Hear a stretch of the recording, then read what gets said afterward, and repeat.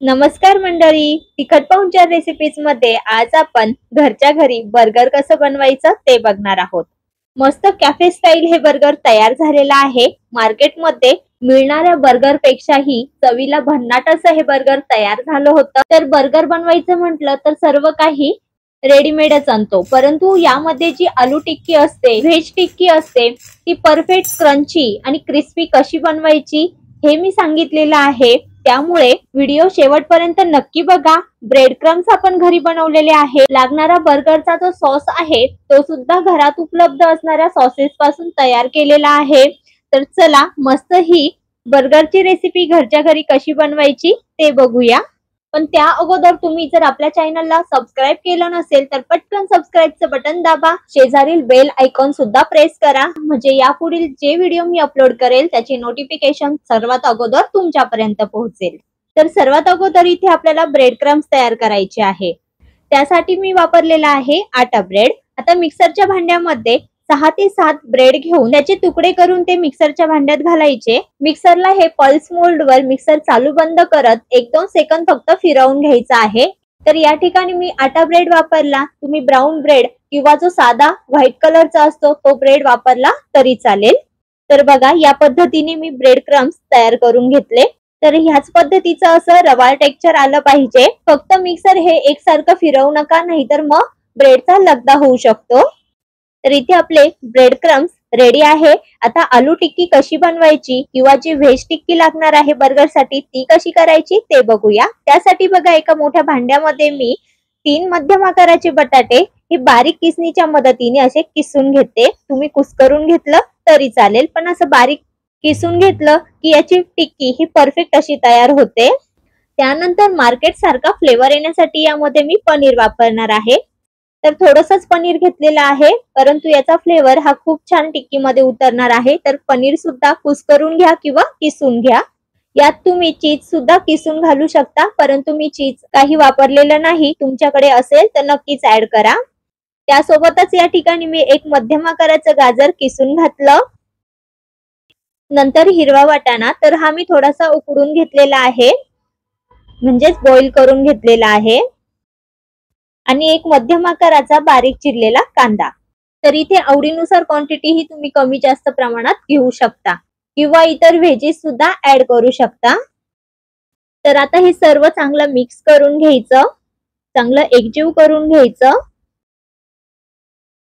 आणि नंतर यामध्ये काही मसाले ऍड करायचे आहेत। तर इथे पाव चमचा काळी मिरीची जी पावडर असते ती ऍड करायची, अर्धा चमचा लाल मिर्च पावडर, इथे तुम्ही हिरवी मिरची सुद्धा बारीक कट करून घालू शकता, परंतु लहान मुलाच्या ती तोंडात येते त्यामुळे ती मी स्किप केलेली आहे, आणि अर्धा चमचा अद्रक लसणाची पेस्ट।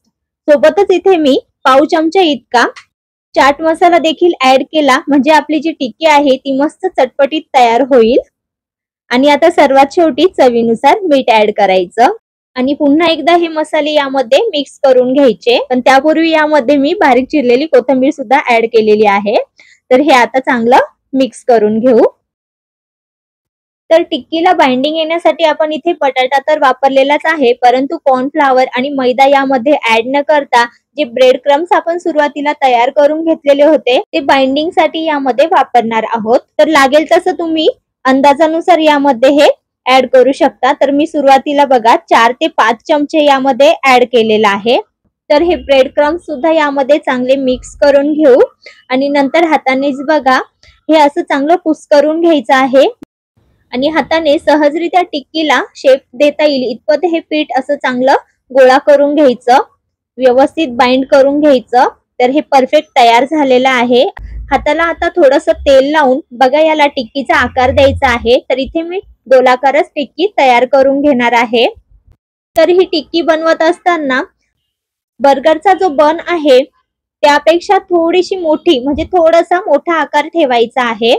तर बघा इथे मी अशी मध्यम आकाराची टिक्की बनवून घेतलेली आहे। कडा जरी अशा क्रॅक होत असल्या तर त्या हाताने अशा दाबून घ्यायच्या, व्यवस्थित प्लेन करून घ्यायच्या। तर इथे आपली परफेक्ट अशी टिक्की तयार झालेली आहे। अजिबात ही तेलामध्ये वितळत नाही, विरघळत नाही, परफेक्ट अशी क्रंची तयार होते।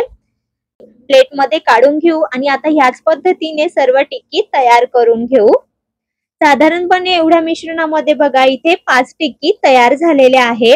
तर ही टिक्की किंवा पॅटी तेलात तळण्यापूर्वी कोट करून घ्यायची आहे, म्हणजे ती मस्त क्रंची होईल। त्यासाठी एका बाउल मध्ये 3 चमचे मैदा आणि 3 चमचे कॉर्नफ्लॉवर आणि त्याचसोबतच थोडंसं मीठ घातलेलं आहे। तर हे चांगलं मिक्स करून घेऊ। मिक्स करून झालं की यामध्ये बघा थोडं थोडं पाणी घालून याची पातळ अशी स्लरी तयार करायची आहे। तर या ठिकाणी असं पातळच मिश्रण करून घ्यायचं, कारण आपण डबल कोटिंग तयार करणार आहोत। तर बघा या पद्धतीचं असं पातळ स्लरी करून घेतलेलं आहे। तर या ठिकाणी बघा अशी ही पातळ स्लरी तयार करून घेतली। पॅटी आपली तयार झालेली आहे, म्हणजेच आपण टिक्की बनवून घेतलेली आहे। ब्रेड क्रम्स तयार आहे। तर ही टिक्की कोट करून घ्यायची आहे। तर सुरुवातीला बघा जी स्लरी आपण कॉर्नफ्लॉवर आणि मैद्याची तयार करून घेतली होती त्यामध्ये ही डिप करायची। चमचा आणि फोकचा वापर करायचा, म्हणजे एक्स्ट्राचं जे काही मिश्रण आहे ते व्यवस्थित निथळून जातं। आणि लगेच ब्रेड क्रम्स मध्ये ही घोळवून घ्यायची आहे। तर ह्याच पद्धतीने पुन्हा एकदा हे स्लरी मध्ये डिप करायचं आणि नंतर काढून ब्रेड क्रम्स मध्ये पुन्हा एकदा घोळवून घ्यायचं। तर बघा अशाच पद्धतीने मी सर्व टिक्की ही रेडी करून घेतलेली आहे। खूपच सोप्या पद्धतीने इथे आपण ही टिक्की तयार करून दाखवलेली आहे।